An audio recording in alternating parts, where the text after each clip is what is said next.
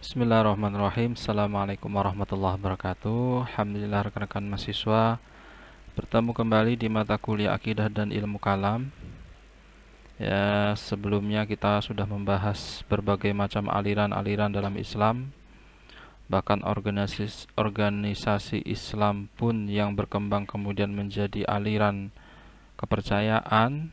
Nah, itu juga menjadi pokok masalah pemecah belah umat di masyarakat yang perlu kita ketahui, dan tujuan utama dari mata kuliah ini adalah pemahaman itu kepada teman-teman mahasiswa semua.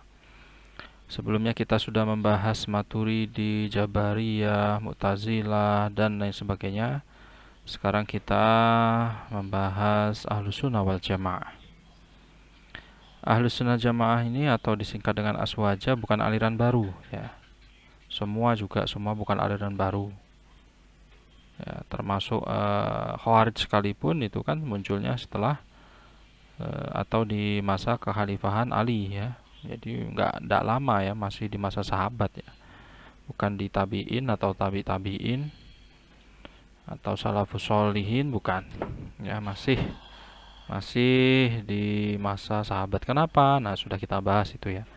Karena perbedaan pemahaman teks Al-Quran dan hadis yang bersifat universal, karena faktor politik, karena faktor kekuasaan, karena faktor kepentingan duniawi, semuanya itu ya, yang memecah belah ya, merasa paling benar, akhirnya saling mengkafirkan antar sesamanya sendiri sebelumnya gitu ya.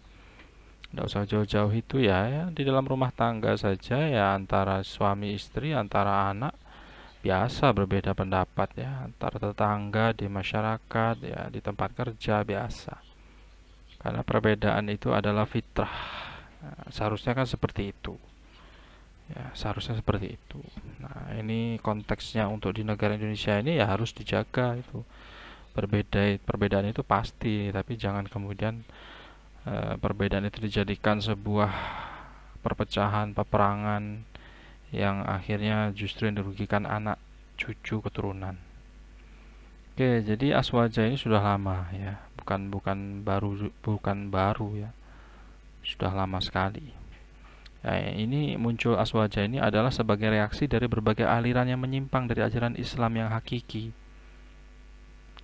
Jadi dari semua aliran-aliran yang saya sebutkan tadi itu ya, Aswaja ini yang mewadahi ya, yang benar-benar toleran, yang benar-benar melaksanakan Islam, yang benar-benar Islam rahmatan lil alamin.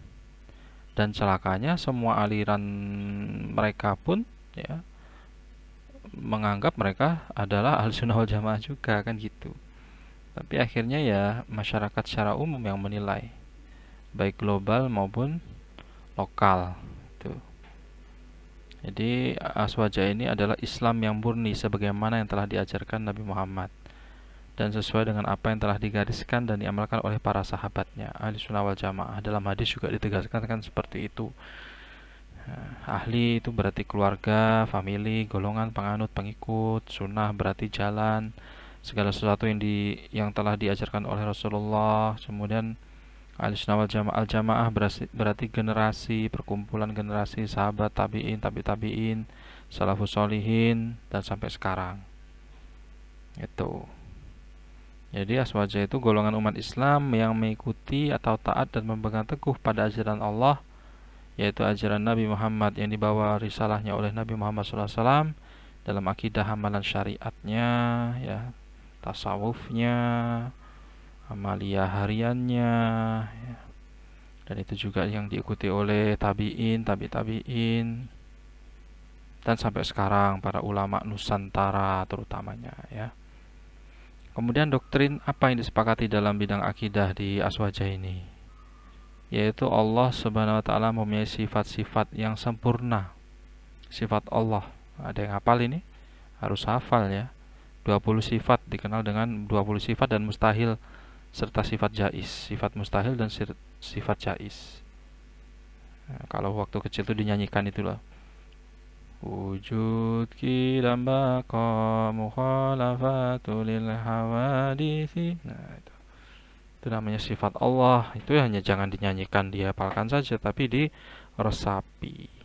Ya, diresapi. Karena tombo hati itu ono 5 perkara ini maca Quran sak maknane, bukan maca Quran tok, tapi sak maknane gitu. Sama dengan wujud sifat Allah ini ya, maka harus betul-betul diresapi, dipahami supaya tertancap, diyakini dan mengakui keesaannya, tauhidnya kuat gitu. Kemudian doktrin selanjutnya beriman terhadap hal-hal yang gaib. Kemudian meyakini bahwa Al-Quran adalah kalamullah al-qadim. Nah, kemudian dalam bidang akhlak tasawufnya tahalli, tahalli, tajalli. Ini umum di Indonesia, ini kan sering kita dengar para penceramah kan membahas atau ceramah tentang tahalli, tahalli, tajalli. Apa sih tahalli itu? Jadi dalam bertasawuf, terutama torikoh-torikoh di Nusantara ini ya, ini harus melewati step ini, tahalli dulu, membersihkan diri dulu dari sifat tercela. Kalau memang mengakui Islam, kalau memang beriman kepada Islam, maka tinggalkan sifat-sifat tercela. Walaupun orang itu yang tadinya jelek, penuh dosa, tinggalkan, bertobat. Nah, setelah itu ke step selanjutnya yaitu tahalli, mengisi dengan sifat-sifat baik, membiasakan, menghabitkan dengan sifat-sifat baik, tinggalkan sifat-sifat jelek, paksakan, ikuti komunitasnya. Nah, kalau sekarang ada komunitas hijrah itu ya. Nah, bersedekah ya, melaksanakan perintah yang wajib, mengistiqomahkan yang sunnah, menjauhi dari dosa, dari sifat tercela, bermuamalah, bersosial, berinfak, bersedekah, menjadi relawan tempat musibah, menjadi donatur tetap di kajian-kajian di pesantren-pesantren dan sebagainya. Nah, jika sudah step kedua ini tahalli, maka tajalli. Maka insya Allah diyakini dalam doktrin bidang akhlak tasawuf ini karunia Allah itu akan datang dengan pembiasaan riyadhah, pembiasaan sifat-sifat baik itu tadi. Membiasakan puasa sunnah, Senin Kemis, Daud, ditingkatkan lagi menjadi Daud. Membiasakan amalan-amalan sunnah, sholat rawatib, qobliyah, ba'diyah, sholat sunnah, tahiyatul masjid, kemudian sunnah-sunnah yang lain lah, baik ibadah mahdhah maupun ghairu mahdhah. Ya. Tuh, kemudian dalam bidang fikih, nah, tawassut ya, doktrin dalam bidang fikih, tawassut, tawazun, i'tidal, tasam, moderat, tengah-tengah, tidak taklid buta, tidak ekstrim, Islam ekstrim, tidak pro kontra, tidak pro oposisi, tapi berdiri di tengah-tengah. Ya, menjadi penengah, tidak kanan tidak kiri, tapi tawassut, tapi tasammuh. Tuh, tokohnya dalam bidang akidah Abu Hasan al-Ash'ari, Abu Mansur al-Maturidi, Imam Abu Hasan al-Basri. Dalam bidang tasawuf Imam Ghazali, Imam Junaidi al-Baghdadi. Dalam bidang fikih Imam Hanafi, semua imam mazhab, Imam Syafi'i, Hanafi, Maliki, Hambali. Tuh, Ahlussunnah wal Jamaah, aswaja itu. Oke, nah ini menjadi pelajaran untuk kita. Ini sebagai penengah ya, hadirnya aliran Islam aswaja ini dari semua aliran yang ada di dunia ini. Itu. Nah, selanjutnya Ahmadiyah sekarang. Wah, Ahmadiyah ini ya. Apa sih Ahmadiyah itu? Ya sama dengan menganggap dirinya juga aswaja ya, semua peranggapan seperti itu. Ahlussunnah wal Jamaah. Ahli merasa ikut para keluarganya Nabi, para sahabatnya Nabi, tapi kok senang mengkafirkan. Nah, itu berarti kan ya ndak pas, ndak tepat ya. Wong sesama muslim masih sholat, syahadatnya masih sama kan gitu. Nah, kemudian bagaimana dengan Ahmadiyah? Doktrin dalam konsep syariat jihad menurut Ghulam, ini pendirinya adalah Mirza Ghulam Ahmad. Ya. Mirza Ghulam Ahmad dari India. Jadi menurut pendirinya ini ada 3 konsep jihad, yaitu jihad asghar, Jihad kabir, ada dua konsep jihad, jihad asghar, jihad kabir, jihad kecil, jihad besar. Jihad asghar itu ya jihad fisik, perang, senjata, adu fisik. Kalau jihad kabir itu menyebarkan nilai-nilai ajaran Al-Quran dan Islam. Berjihad, berdakwah, itu jihad kabir justru, karena ya berat ya, meninggalkan keluarga, meninggalkan pekerjaan dan sebagainya. Ahmadiyah merupakan aliran agama yang berasal dari Qadian, India. Sejarah lahirnya Ahmadiyah ini awalnya adalah suatu organisasi Islam di India. Nah, itu semua mayoritas biasanya organisasi dulu. Ya, organisasi dulu. Nah, yang sampai sekarang bertahan dengan organisasi itu ya ini yang ada di Indonesia ini, yang terbesar, yang menjadi tonggak berdiri kokohnya negara Indonesia ya Muhammadiyah dan NU ini. Nah, ini harus dipertahankan ya, dan harus dipertahankan nilai-nilainya, ajarannya. Jangan sampai ada sekelompok oknum, sekelompok segelintir orang yang membuat jelek nama di kedua organisasi Islam terbesar di Indonesia ini.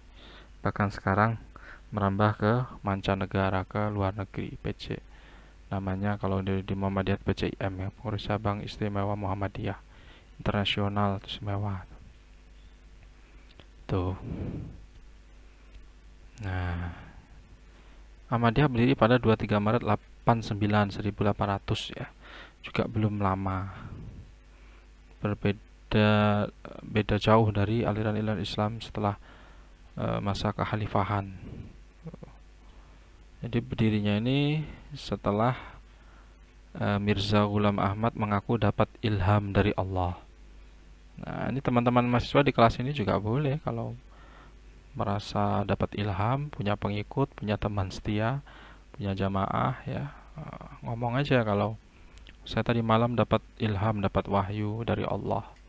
Bahwasanya saya adalah nabi terakhir ya. Siap-siap besoknya dibully bagi orang yang non pengikutmu, bahkan siap di di hukum ya, karena merasa melecehkan agama Islam.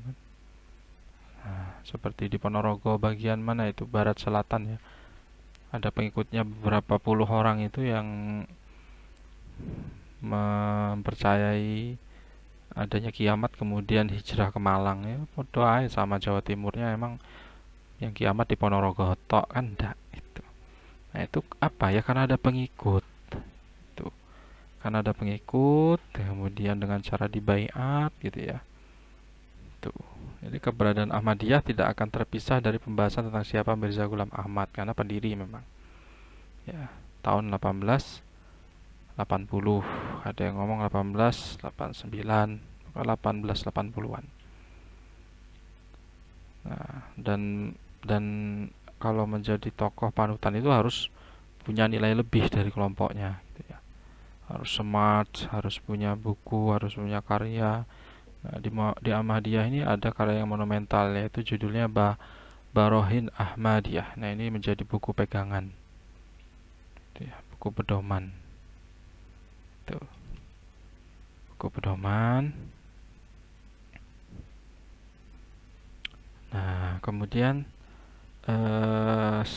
itu tadi ada baiat pengikutnya 40 orang. Nah, maka dia mendirikan Ahmadiyah itu. Dan pengikutnya itu juga menyebarkan ajaran Ahmadiyah ini, keyakinan Ahmadiyah ini. Semakin besar, akhirnya ke seluruh dunia, cepat menyebar. Dan gitu. Di Indonesia sendiri dibawa oleh Maulana Rahmat Ali. Itu daerah Aceh, Tapak Tuan Aceh, tanggal 2 Oktober 25 tahun 1925. Masuk Pulau Jawa itu mulai tahun 1932. Tidak lama kemudian ya, 3 tahun kemudian, karena merasa semakin besar, semakin bisa diterima oleh masyarakat di Nusantara saat itu, belum berdiri negara Indonesia, akhirnya dibentuklah pengurus besar. Jadi undi-undi ini antara pendirian NU Muhammadiyah Ahmadiyah ini udah undi. Tuh. Kemudian doktrinnya apa yang kemudian menjadi sesat? Bahkan SKB 3 Menteri ya menyatakan ajaran atau doktrin Ahmadiyah ini sesat dan dibubarkan. Ya, sesat dan dibubarkan. Tidak cocok di Indonesia. Sama yang belum lama terjadi kan HTI, Hizbut Tahrir Indonesia, sebuah organisasi ya. Nah, itu doktrin-doktrinnya sesat, tidak bisa dan tidak cocok di Indonesia. Ya harus tegas seperti itu ya. Dan itu kan memutuskannya kan dengan melakukan kajian-kajian yang mendalam oleh para ahli. Doktrinnya meyakini bahwa Mirza Ghulam Ahmad adalah Al-Masih ya, atau apa ya, itu Al-Mahdi itu tadi ya. Ada yang mengatakan Al-Mahdi, Imam Mahdi, ada yang mengatakan Isa yang diturunkan oleh Allah ke bumi untuk meluruskan ajaran-ajaran Islam, keyakinan manusia yang lain. Kemudian doktrin yang menyesatkan kedua, pemahaman tajdid atau pembaruan itu adalah nabi baru setelah Nabi Muhammad, yaitu itu tadi pendirinya Mirza Ghulam Ahmad. Padahal seluruh umat Islam, seluruh ulama sedunia itu sepakat yang dinamakan dengan tajdid yang berada di teks hadis sahih itu adalah tajdid gerakannya ya, pembaruan gerakannya, yang dimurnikan gerakannya yang sudah menyeleweng, yang sudah menyesatkan, yang semakin jauh pada ajaran yang seharusnya. Nah, itu diluruskan tajdid, bukan pembaruan keyakinan ada Tuhan baru, ada nabi baru, tidak. Kemudian doktrin sesat yang selanjutnya merubah syahadat yang berkelanjutan kepada merubah azan, merubah sholat ya, karena kan nabi terakhir bukan Nabi Muhammad, maka syahadatnya asyhadu an la ilaha illallah wa asyhadu anna Mirza Ghulam Ahmad Rasulullah. Nah, di sholatnya itu kan juga gitu, tasyahud awal, tasyahud akhir. Di sholat, di azan juga gitu, azan kedua ya, Allah berallah asyhadu an la ilaha illallah asyhadu anna Rasulullah, di komatnya juga. Nah, itu ya, ini merusak citra atau merusak Islam itu sendiri. Akhirnya MUI tegas, SKB Menteri tegas ya, kemudian ditolak, dibubarkan ini karena sesat, ini bahaya, ini bisa menyesatkan umat, menyesatkan rakyat ini gitu. Kemudian kabar terbaru saya juga ngikuti itu ya, para tokoh-tokoh Ahmadiyahnya mengajukan gugatan kalau dianggap sesat, karena itu adalah oknum, jadi dianggap sesat. Sebenarnya tidak seperti itu. Kami masih mengakui bahasanya Nabi Muhammad adalah nabi terakhir, itu adalah oknum. Tapi kalau oknum berdasarkan hasil penelitian itu adalah keyakinan mayoritas dari jamaah Ahmadiyah, kan akhirnya kan segala sesuatu yang mayoritas, segala sesuatu yang menjadi kebiasaan itu kan menjadi tolak ukur, menjadi sebuah keputusan. Jadi segala sesuatu yang sering terjadi dan itu diyakini, maka itu menjadi sebuah kesimpulan, menjadi kebiasaan, menjadi karakter, gitu kan.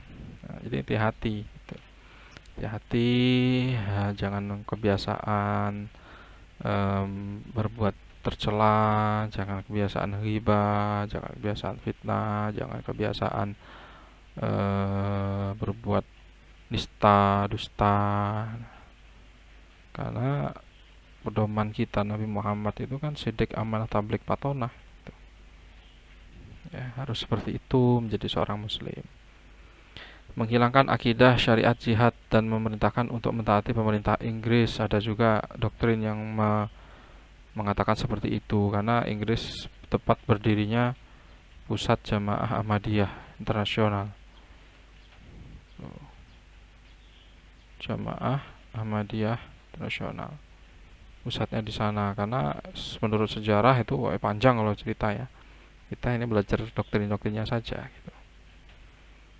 Dia juga doktrinnya juga mengatakan bahwa tidak ada Al-Quran selain apa yang dibawa oleh Mirza Ghulam Ahmad, dan tidak ada hadis selain apa yang disampaikan di dalam majelis Mirza Ghulam Ahmad, serta tidak ada nabi melainkan berada di bawah pengaturan Mirza Ghulam Ahmad, meyakini bahwa kitab suci mereka diturunkan dari langit bernama Alkitab Al-Mubin.